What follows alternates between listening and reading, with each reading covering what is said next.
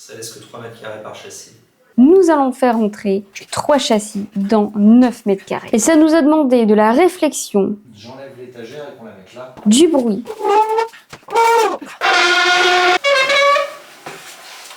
De la douleur. Aïe. Et surtout beaucoup d'efforts. Tu sais qu'il y a des roulettes, hein? Oui. Baisse de tension. Salut à tous! Et bonjour! Aujourd'hui, nous testons le châssis en profilé alu de chez Truck Time Series 1. Un châssis qui est sexy pour certains, étrange pour d'autres. En fait, c'est un châssis qui est un peu particulier. On est là en présence d'un châssis en profilé alu qui nous a été envoyé par Asher. Merci Asher, code promo lien affilié. Pourquoi faire? Parce que c'est rigide, parce qu'on peut mettre ce qu'on veut dessus, parce qu'on peut tout régler au millimètre. Le châssis alu en profilé, c'est ce qu'il faut, point. Mais qui n'est pas un simple châssis en profilé alu, point. Puisqu'il regorge de 2 petites particularités. Bon, la première, elle est visible. Hein. Vous avez vu qu'il était un peu disco, qu'on pouvait l'utiliser pour égayer ces soirées arrosées entre amis dans le salon, ou bien tout simplement s'amuser avec des jolies petites couleurs. Ça, à la rigueur, c'est accessoire. Mais il y a aussi une autre particularité qui est intrigante, c'est que au cœur du châssis se cache une structure en acier sur laquelle viennent se glisser les rails en profilé alu pour à la fois, en théorie, augmenter la rigidité. Alors même si un châssis en profilé alu, en général, il n'y a pas vraiment besoin d'augmenter la rigidité, on sera bien d'accord là-dessus. Mais aussi, du coup, créer des passages de câbles à l'intérieur du châssis pour qu'on puisse gérer son cable management et que ce soit joli, propre, voilà, qu'à la fin, on ait juste les câbles qui sortent par en dessous, par exemple. Ça, c'est bien. Et ça commence à devenir... Ouais, il y a déjà des solutions qui existent. On peut planquer ses câbles dans des petits rails, dans des petites choses qu'on peut mettre sur ses profilés déjà. Ouais, mais là, voilà, ils sont allés un peu plus loin. Ils ont essayé quelque chose. On va voir du coup concrètement ce que ça donne. Ça fait quoi? Ça fait un peu plus d'un mois maintenant qu'on l'a reçu. Du coup, on va voir déjà comment ça se monte, combien ça coûte, qu'est-ce que c'est les caractéristiques, comment est-ce que ça se comporte en piste. Et puis, on fera un petit bilan, j'imagine. Bien entendu, c'est parti! Allô.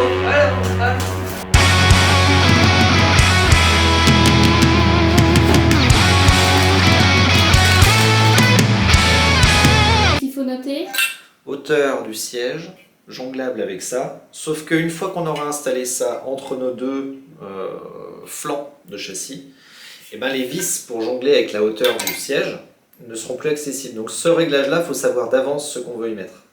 Après, c'est cuit. Mais ils ont l'honneur d'avoir un réglage, ce qui n'est pas le cas par exemple de mon Simlab.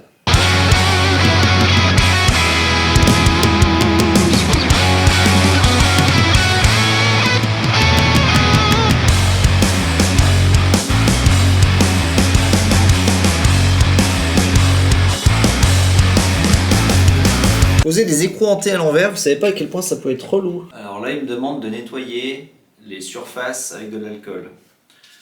J'ai que du mescal et du rhum. Donc on va se dire que ça va. On va se dire que c'est propre.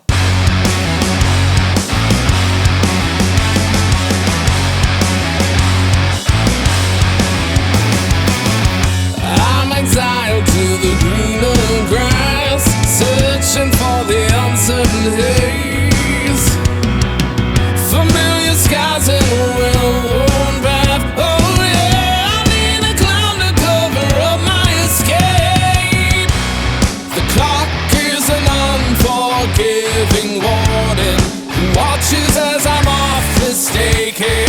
Le prix! Ah, tu commences directement par le prix. C'est très bien. Ça commence à 799 € TTC, mais dans les faits, vous allez très certainement prendre des options. Donc sachez que selon les options que vous rajoutez dessus, on monte assez vite quand même autour des 1300 balles si on veut un châssis un peu complet avec un siège. Et après, si vraiment on le veut full option ou quasiment full option comme celui qu'on a reçu nous, on monte autour des 1700 balles. Après, on a tout aussi. Hein. On a quasiment tout. Alors, qu'est-ce qu'on a sur ce châssis? Donc déjà là, vous le voyez, on a l'option montage de l'écran intégré au châssis avec le support pour un écran simple, avec leur petit système du coup de réglage de l'écran qui est ici. Je l'ai pas mal utilisé pour centrer correctement mon écran, tout comme il faut, donc vous avez tous les réglages qu'il faut. Cependant, je le trouve quand même moins pratique et moins efficace que celui qu'on avait ici. Quitte à choisir, tu vois, je préférerais avoir ce système-là, je pense, de toute façon j'ai demandé du coup est-ce qu'on m'en livre un autre comme celui-là, et comme ça je pourrais le changer sur celui-là. Alors celui-ci il est pas mal dans le sens où on a des petites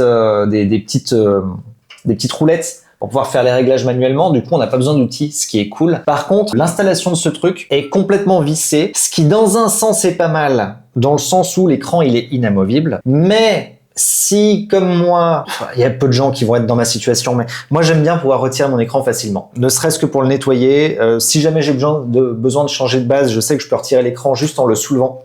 Et ça, c'est pratique sur ce système-là. Là, je vais être obligé de dévisser. Pour moi, c'est un désavantage. Pour vous, probablement pas. C'est ce que j'ai vécu, du coup, je vous le partage quand même. Après, sinon, bon, bah voilà, ça se règle au millimètre. On règle la largeur, on règle l'inclinaison de l'écran avec ces deux petites roulettes ici. On va régler aussi l'inclinaison en profondeur comme ceci avec les deux roulettes qui sont de l'autre côté ici. On a le support pour PC que j'ai placé bizarrement. Vous allez me dire, dis donc, le support pour PC, tu aurais pu le mettre quand même plus haut, ça aurait été pratique. Oui, mais moi, je vais pas l'utiliser comme support pour PC, je vais l'utiliser comme une table pour pouvoir poser du matos. Vu qu'on est tout le temps en train de faire du machin, et hop, voilà, c'est posé. C'est bien. Ça évite que ce soit posé par terre ou sur un ordi. Donc je le voulais pas trop. Et je veux aussi, étant donné qu'on change de base assez régulièrement sur les deux châssis qui sont là, je voulais aussi pouvoir changer ma base très facilement sans avoir à rebaisser à chaque fois le truc. Donc vous, ce serait bien si vous le mettiez plus haut. Comme ça, vous posez votre PC dessus. Il vous gêne pas au niveau du pédalier. Ensuite, on a ces plaques-là. Moi, vous savez, je vous ai dit tout à l'heure que les LED, j'étais pas fan au départ et que je préférais avoir la finition carbone. Alors, ce sont les mêmes plaques qu'on retrouve là, sauf qu'elles ont un sticker avec une finition imitation carbone. On va voir ce que ça donne ensemble d'ailleurs, directement posé à la place de ça. Est-ce que les LED vont transparaître à travers? On va voir. Non, ok, c'est opaque. C'est opaque, mais au moins on a une finition voilà, un peu plus standard, on va dire. Et du coup, on pourrait se servir de l'espace ici aussi comme espace de cable management qui serait planqué à l'arrière. Donc on aurait deux espaces, on aurait l'espace interne et l'espace externe pour faire notre cable management si on choisit de ne pas avoir les LED. Je vais remettre le petit panneau translucide, là ça me plaît bien finalement. Ah, finalement, hein. Bon, je m'y suis fait, ouais. Et enfin, alors on a une option qui est en dessous, le support pour les glissières qui est renforcé. J'ai pris le modèle renforcé, me demandez pas pourquoi. Après, on a le siège évidemment avec les réglages de siège, les petits braquets, le front mount et le dernier truc qui sera en option mais que nous on n'a pas, c'est le support pour boîte de vitesse et frein à main. Mais si on l'avait, on pourrait plus rentrer dans le châssis. Sauf si on le met de l'autre côté, on fait une conduite à gauche. Exact, je n'y avais pas pensé. Dites-vous que les options, les tarifs des options, parfois, ça fait quand même grimper la note sévèrement. Rappelez-vous d'un truc sur les profilés alu, l'intérêt c'est de pouvoir poser des options qui viennent de n'importe où. Donc si vous avez un truc qui vous plaît, qui vient d'une autre marque, c'est possible, il y a toujours moyen d'installer autre chose. Ou alors si vous êtes bricoleur, que vous allez chez Leroy Merlin ou autre chose, ou un autre magasin de bricolage, vous pouvez vous faire vos propres options vous-même. C'est pour ça que le profilé, c'est ça qu'il faut. Tout est possible. Point. Que la chose soit dite. Et bien dite. Pour les sièges, il y a plusieurs options. Soit on prend le siège Tractime, ce qu'on avait nous. Ce qu'on a pris nous, parce que c'était le moins cher, j'avais pas envie de les saigner. On leur coûte déjà assez cher comme ça, je pense, en termes de châssis et de livraison. Mais alors vous verrez, j'ai été très surpris par ce siège. Je m'attendais à rien. J'ai été agréablement surpris. Ouais, elle est bien. On verra ça. À voir sur du long terme, il y a aussi Sabelt ou Sparco. Évidemment, vu que c'est un profil alu, vous montez ce que vous voulez. Hein. Il fonctionne d'ailleurs aussi bien en position formule que GT. Oui. Il y a vraiment de l'amplitude suffisamment pour qu'on puisse faire les deux sans problème. D'ailleurs, les deux types de sièges sont proposés à l'achat directement sur leur site. Ce qu'on va retrouver dans le carton, à peu près tout ce qu'il faut pour pouvoir le monter. Peut-être pas tous les outils. Il n'y a pas tout l'outillage, mais bon, vous avez une clé de 10 quelque part, j'imagine. Oh oui. Alors, en termes de structure en elle-même, comme on vous le disait, il y a un cœur en acier sur lequel viennent se glisser les rails en profil alu. Imaginons, par exemple, on prend notre rail de 160 basique de chez Simlab. Donc, on a bien 160 en hauteur. Et l'anthrax entre les deux rails est de 12 cm. Ici, du coup, on a bien 160 aussi. Et on a bien aussi un anthrax de 12. Celui-ci, par contre, attention, on va avoir du coup un profilé qui est 160 en largeur. Par contre, les deux rails ici, vous allez voir, ils sont de 12 aussi, ce qui est strictement identique. Donc j'ai dit attention pour rien. La particularité, regardez bien ça par contre, c'est que ici, vous voyez, le rail n'est pas centré. On n'a pas un rail centré comme on pourrait l'avoir par exemple ici, parce que là on a 40, donc un profilé standard, mais ici on n'a pas 40, on a 60, enfin 59 mm de largeur. Ce qui fait que le rail du coup, est positionné pour pouvoir, du coup, être identique à ce qu'on retrouverait sur un 40 depuis l'intérieur. Mais depuis l'extérieur, du coup, on va avoir une distance qui sera plus grande. De l'extérieur, on a, par rapport au centre de l'axe, on a 4 cm. Donc, vous voyez, il faudra s'ajuster un petit peu.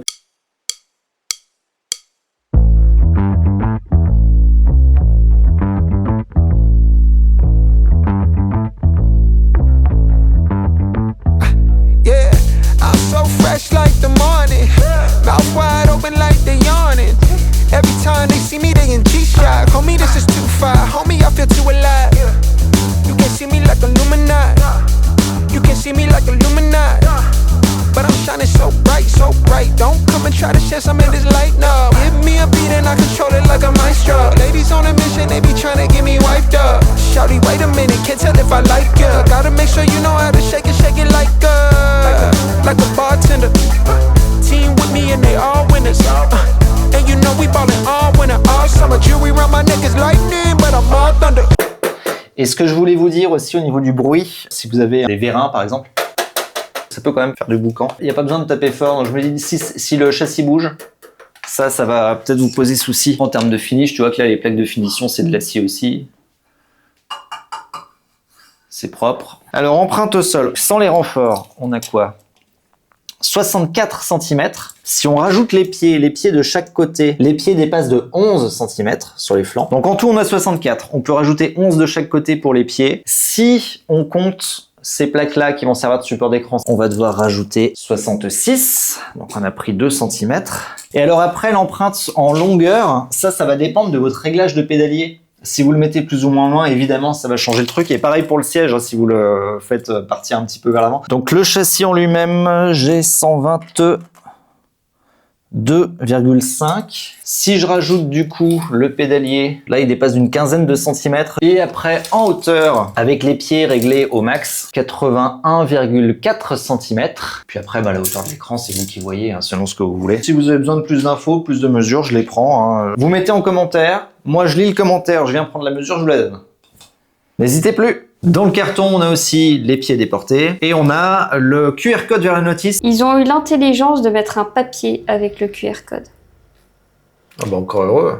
Non mais parce que des fois, ils te mettent une notice que tu ouvres sur le téléphone avec le QR code. Sauf que comment veux-tu scanner un QR code s'il est déjà sur le téléphone ? Alors ça, les QR codes, moi je sais pas, je trouve ça chiant. Du papier, tu peux tourner les pages, tu vois où t'en es. Autant le QR code, tu lis sur un tout petit écran. Ouais, tu vois même, tu regardes un peu les trucs qui vont arriver après, comme ça tu te prépares, après tu reviens en arrière, ça va vite, c'est efficace, c'est plus gros. Là, t'es obligé de scroller sur ton machin. En plus, il y a 5 notices parce que t'as une notice par option que tu rajoutes dessus. Ça par contre, c'est un peu relou quoi. Et remettez-nous du papier. C'est pas pour ce que ça coûte par rapport au prix d'un châssis. Une fois que le montage est terminé, bon bah le châssis il est rigide, on s'y attendait de toute façon, hein, c'est du profilé avec en plus un cœur en acier, donc le truc il bouge pas d'un poil. Il y a absolument aucun flex nulle part. Même le siège, j'ai été vraiment très agréablement surpris par ce siège parce que c'est leur siège entre guillemets low cost et il est confortable. Ça fait 2 ans et demi qu'on utilise le Simlab PRX. Je le trouvais confortable, tu vois, le Simlab.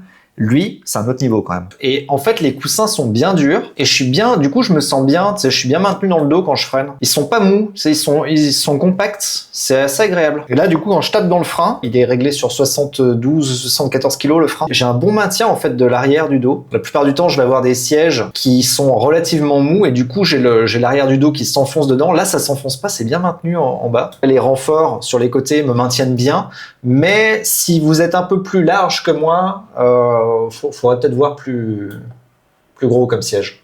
Celui-ci, il est bien pour moi, pour ma taille, 1m74, 65 kg en gros. Là, vraiment, je mets de la pression dans le frein et j'ai pas la sensation que ça bouge. Ça bouge peut-être un peu à la caméra ?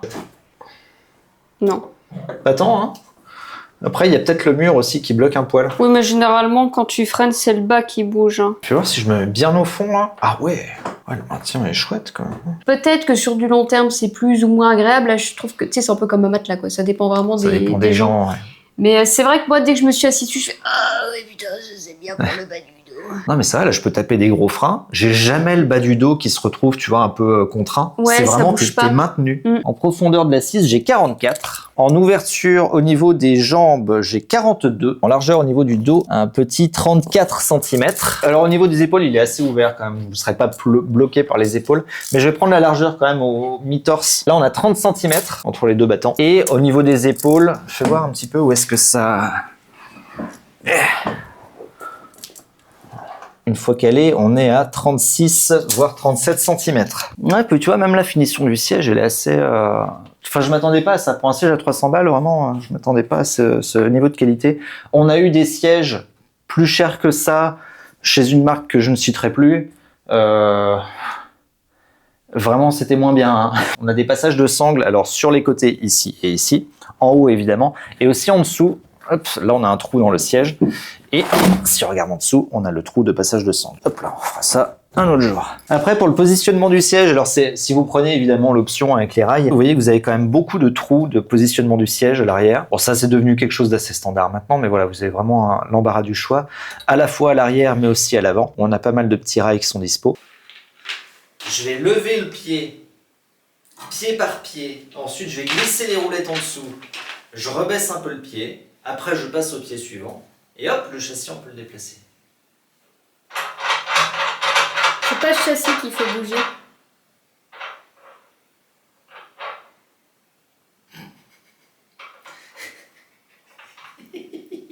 C'est celui-là. Bon, on recommence. On soit bien au clair. On met celui-ci dans ce sens. Écran face entrée. Oui, Les deux. oui. Je vais avoir besoin d'aide. Eh ben, c'est la sieste. Un châssis en profil alu, généralement, ça peut se monter seul. À deux, c'est plus pratique, évidemment, parce qu'il y a quand même des grandes pièces. Mais ça peut se monter seul en quelques heures, on va dire peut-être 4 heures, si vraiment on prend son temps. Ça va, quoi. On peut monter ça tranquille. Hors réglage fin sur ce châssis, il nous a fallu 2 jours. Littéralement. 3. Ah oui, 3 jours, oui. Ouais, après, c'était plus du réglage fin et de la petite pause, de petites options. On a déballé les boîtes et on s'est dit, est-ce que vraiment on commence à 21h? Eh ben oui, finalement, on s'est chauffé, on s'est dit, allez, 21h, on commence à monter le châssis. Et après, ça s'est poursuivi dans la matinée, le deuxième jour, avec plus la pose du kit LED, etc. Ouais, je dirais qu'en tout, mis bout à bout, on a eu peut-être 10 heures Oui, je pense. de montage plus réglage au total, avec toutes les options qu'on avait reçues. Ça paraît très long, et c'est long pour une raison surtout précise, c'est que, étant donné qu'on a une structure en acier, sur laquelle viennent se glisser des rails en profilé alu, eh ben, faut installer les rails, et ça prend 48 vis par flanc. C'est pas 48 vis en tout, c'est 48 vis par flanc. Ouais, rien que ça te prend 5 heures déjà. Donc ça te prend déjà la soirée complète pour poser ces vis-là. Après, tu glisses tes rails dedans, tu resserres tout. Et moi, ça me pose une question, c'est qu'un châssis, quel qu'il soit, de temps en temps, c'est bien de vérifier quand même les serrages. Oui, c'est vrai. Là, je le fais, alors je pense que vous êtes comme moi, vous le faites peut-être pas très fréquemment. Moi, je le fais peut-être qu'une fois par an, tu vois, de vérifier un petit coup. Ouais, généralement, il n'y a pas grand-chose qu'à bouger. Tu as peut-être 2-3 vis à resserrer au niveau du siège, surtout en général, ça va être là que ça va bouger un petit peu plus. Vu que toutes les vis sont cachées à l'intérieur de la structure, je me dis, je ne pourrais pas vérifier ces vis-là. Ou très difficilement. Et ça, tu vois, je me dis, sur le long terme, si elles bougent, ça va être problématique. Ouais, et tu le sais pas, du coup. Ou alors, tu vas peut-être entendre des petits bruits, des petits machins. Vous allez me dire, t'as qu'à bien serrer tes vis, Sam, tu nous fais chier quelque part. Ou même mettre du frein filet sur les vis. Mais du coup, ça te fait poser du frein filet sur 48 vis x 2. Vous avez le temps? Si vous savez ce que c'est, vous nous le dites en commentaire. Il faut prendre le temps. Frein filet, c'est le truc bleu que tu retrouves sur les vis parfois. Tu sais, parfois tu dévisses des machins et t'as du bleu sur la vis. En fait, c'est un frein, c'est un genre de patte qui bloque la vis en place. Country boy stepping, yeah, I'm country boy stepping. Country boy stepping, yeah, I'm country boy stepping. Yeah, they can't get like me. Rocking boots and white tee. Designer on my cuff, ain't something like a movie. Ça va avoir de la gueule. Bah ouais, c'est bien. Et puis là, du coup, vu qu'il y aura la prise là, ouais, on met juste le PC là. Tu vois, 3 châssis, ça passe dans 9 mètres carrés. Dans ce sens, c'est mieux. Ce châssis, on peut accéder par là. Lui, on a plus de place pour circuler, donc on peut y accéder plus facilement. Et lui, on peut y accéder par là comme ça. C'est pas mal, là, non? Alors, un point aussi assez clivant, soit on aime, soit on n'aime pas, c'est le côté les panneaux LED. Moi, j'étais pas fan. Moi, j'avoue, quand je l'ai vu à la DAC, je me suis dit, oh. On s'était dit que ça faisait peut-être un peu trop, tu vois. Donc du coup, moi, ce que je leur avais demandé, c'était aussi de nous livrer les panneaux carbone, parce que vous n'êtes pas obligé d'avoir les panneaux de LED, vous pouvez avoir des panneaux de différentes finitions dessus, histoire de customiser un peu votre expérience. Au final, moi qui pensais rebasculer sur les panneaux carbone après, il s'avère que je me suis habitué. Par contre, il y a un truc qui est un peu dommage, c'est qu'il n'est pas compatible CMUB. J'aurais bien aimé, tu vois, que genre je mets mon clignotant, que j'ai toute la pièce qui s'illumine à gauche. Ça aurait été super drôle. Ça aurait été marrant. Mais non, les LED ne sont pas compatibles CMUB. Il va falloir utiliser une application sur son téléphone pour pouvoir changer les couleurs. C'est plus esthétique du coup qu'utile. Welcome! Oh! Connect the module to your local Wi-Fi here. Dans l'application, tu vois, j'ai la petite couleur là. Vous êtes prêts? Ouais. Oh! Je sais pas, je vois rien. Bon, puis après, je peux faire les couleurs que je veux, évidemment. C'est vrai qu'en bleu, c'est sympa. Timer active. Ah, je peux activer un timer pour que ça s'éteigne automatiquement. Il y a des effets. We wish you a Merry Christmas. En avant, les amis. Fanfare. DJ Light. This is the rhythm of the night. Il n'y a pas un truc K2000? C'est tout ce que je cherche, moi. C'est le seul truc qui m'intéresse. Ouais, ça se transmet pas tant au reste du châssis. Le pédalier, la base et l'écran, tout est relié aux deux montants latéraux. Et du coup, je me disais, attends, ça fait quand même beaucoup de choses reliées au même truc. Si jamais les vibrations de la base se balancent trop dans les montants, le truc c'est que je me disais que ça allait faire vibrer et l'écran et peut-être même se répercuter sur le pédalier, et en fait non, vu que c'est vraiment très massif, là je suis sur le bas de route, le bord de route bien dégueulasse, ça se transmet pas tant, on les sent très légèrement, c'est stable. Conclusion. Alors, qu'est-ce qu'on en a pensé de ce châssis? C'est un châssis en profil alu, il fait son boulot de châssis en profil alu, il est ultra rigide, tu règles comme tu veux. Il faut comprendre la logique de ce qu'ils ont voulu faire, tu sais, où au début on a installé tous les petits l'installation est pas machins, évidente. et là tu dis ah ok, en fait ils ont mis des glissières de partout. Il y a une logique à comprendre. La notice est assez claire, il me semble. Voilà, dommage qu'elle soit pas en format papier. Le montage, effectivement, alors on a dit que la notice était claire, etc., qu'il y avait besoin de trouver la logique. Il n'empêche que c'est quand même très long à faire. Il y a 2 fois plus, voire 2 fois et demi plus de vis rig sur un autre châssis en profil alu. Ça demande d'être un peu concentré pour être sûr que tu as bien vissé chaque vis à fond correctement. Le poids, il est lourd. Oui, c'est vrai. Ça peut être un axe, effectivement, qui peut bloquer certaines personnes. À voir sur le long terme, je vous le disais tout à l'heure, mais les visseries, du coup, vu qu'on n'y aura pas accès ou très difficilement, est-ce que si jamais ça bouge plus tard, ça va me poser un souci? Donc ça, on pourra vous le dire que sur le long terme, malheureusement, au bout de 6 mois, 8 mois, 1 an peut-être d'utilisation, si jamais on a un truc qui bouge, je vous tiendrai de toute façon l'article à jour de ce côté-là. Si jamais vous posez le kit LED, vous avez les plaques du coup semi-transparentes Oui. qui vont sur les flancs et en bas. Ces plaques-là, elles peuvent avoir un léger jeu, enfin elles ont un léger jeu dans leur rail pour que tu puisses les insérer. Sauf que du coup, si t'es sur vérin, ces plaques-là, elles bougent un peu et elles peuvent créer du coup du bruit. Donc faudrait les caler, moi je me dis peut-être avec de la pâte à fixe, peut-être avec une petite bande de caoutchouc. Bon, après il y a le tarif aussi où évidemment là on est quand même sur un tarif qui picote, hein, même si tu regardes par rapport à un Simlab P1X. Ah si, il y a un truc.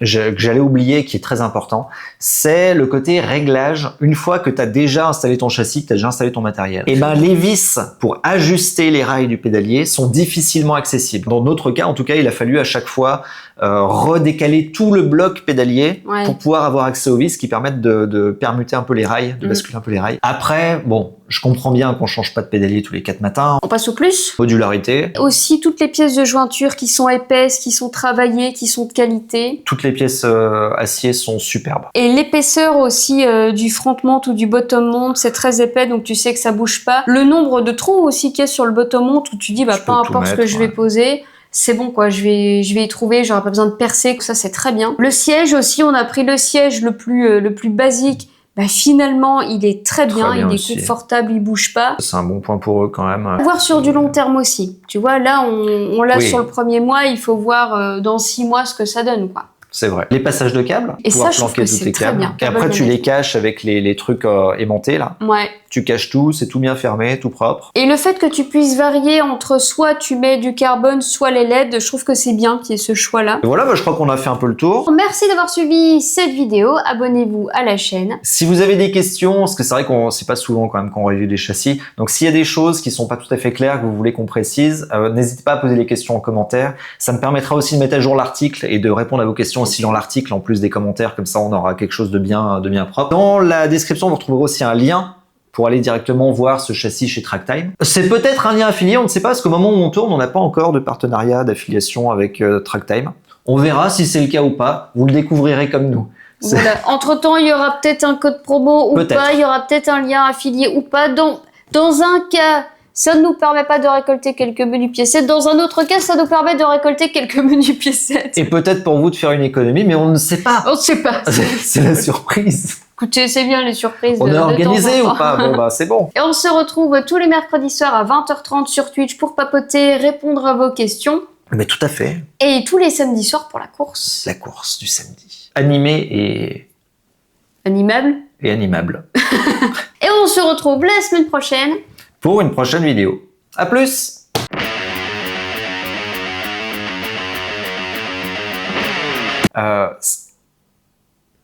Il y en a à qui ça plaît. Je suis pas persuadé. Bah, moi je trouve que si. En termes de quoi? C'est bien.